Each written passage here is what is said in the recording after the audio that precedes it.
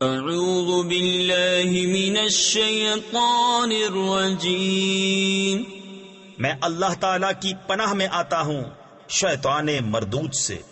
بسم اللہ الرحمن الرحیم، اللہ کے نام سے شروع جو نہایت مہربان رحم والا۔ الحمد للہ رب العالمین الرحمن الرحیم مالک یوم الدین، ایاک نعبد و ایاک نستعین۔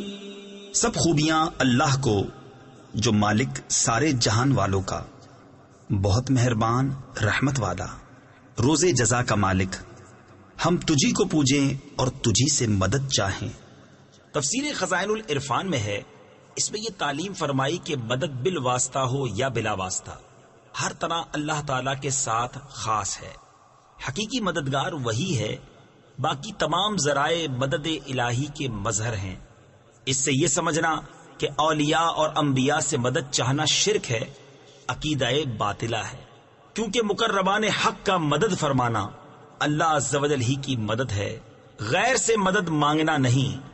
اہدنا الصراط المستقیم صراط الذین انعمت علیہم غیر المغضوب علیہم ولا الضالین۔ ہم کو سیدھا راستہ چلا، راستہ ان کا جن پر تو نے احسان کیا، نہ ان کا جن پر غضب ہوا اور نہ بہکے ہووں کا۔